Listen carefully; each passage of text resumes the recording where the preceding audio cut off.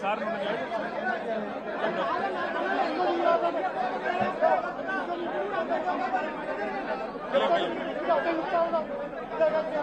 Okay okay మిత్రులందరికీ నమస్కారం.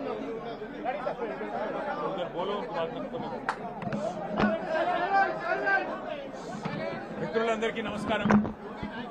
ఈరోజు మన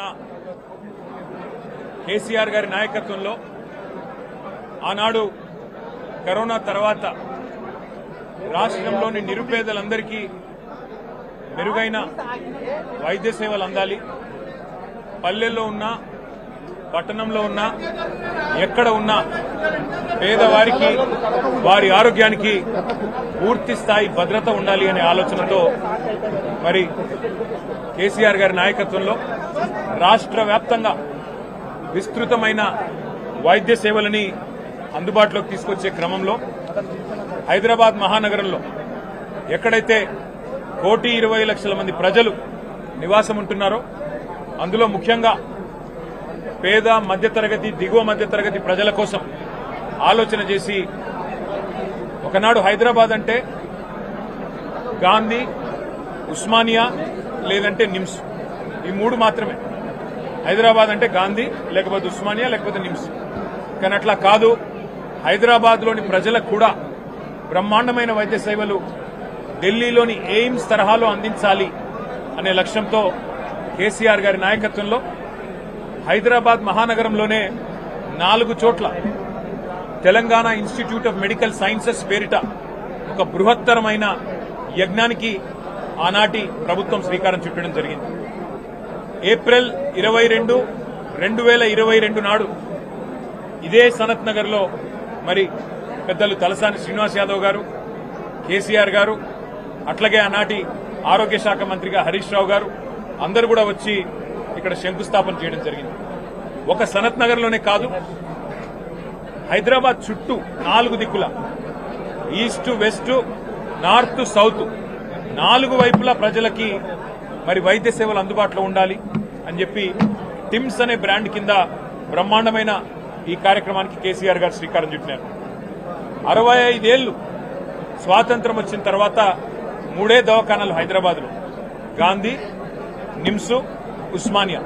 కానీ కేసీఆర్ గారు కేవలం తన ప్రభుత్వం 9.5 ఏళ్లుంటే అందులో జిల్లాకు ఒక మెడికల్ కాలేజీ కట్టారు. ప్రతి జిల్లాలో సూపర్ స్పెషాలిటీ హాస్పిటల్ 500 పడకలతో ఆసుపత్రి నిర్మాణం చేశారు. హైదరాబాద్ లో కూడా మరి 4 టిమ్స్ హాస్పిటళ్లు మంజూరు చేసిన ఘనత కూడా కేసీఆర్ గారికి దక్కుతుంది.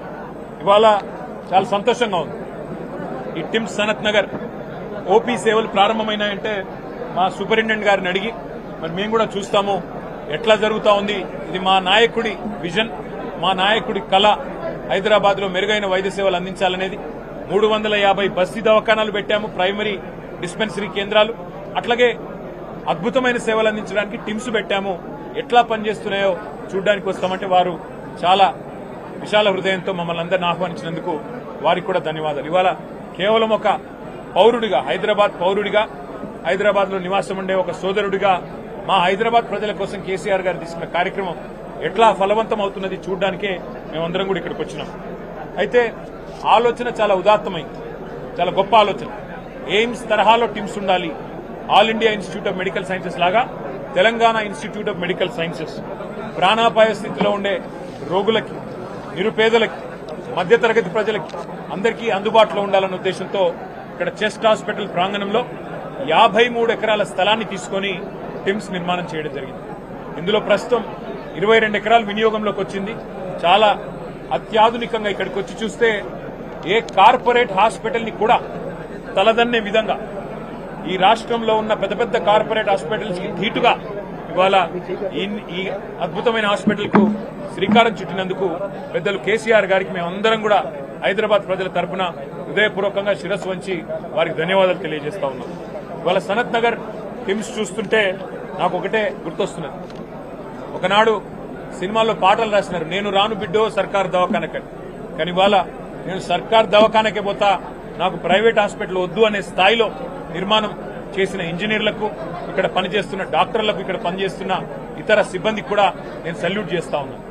అట్లాగే ఇక్కడ మీ అందరూ కూడా గమనించాల్సింది, కేసీఆర్ గారి నాయకత్వంలో మరొక వైపు ఇక్కడ హైదరాబాద్ లో 4 టీమ్స్, వరంగల్లో కూడా అత్యాధునికంగా తెలంగాణలోనే అతి పెద్దదైన హాస్పిటల్ 2000 పడకలతోని అక్కడ కూడా ఎంజీఎం హాస్పిటల్ పూర్తి స్థాయిలో ఆధునికంగా నిర్మాణం చేశాం.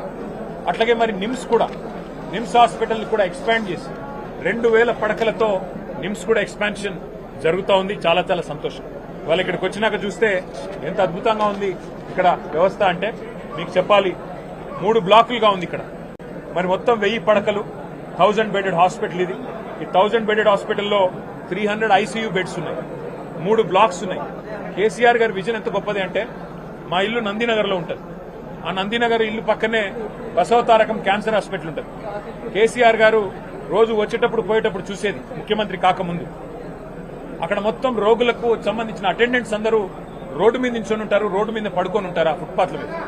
అది చూసిన తర్వాత ఈ టిమ్స్ హాస్పిటల్ కట్టేటప్పుడు కేసీఆర్ గారు ఆలోచించి ఆ వచ్చిపోయే అటెండెంట్స్ కోసం కూడా ఒక ధర్మశాల కట్టాలని చెప్పి ఇక్కడ బ్లాక్ కట్టారు. ఇవాళ 200 మంది అటెండెంట్స్ కోసం ఒక ధర్మశాల కూడా పూర్తి ఆధునికంగా 200 పడకలతో వారి కోసం కూడా ఇవాళ ఇక్కడ నిర్మాణం చేయడం జరిగింది.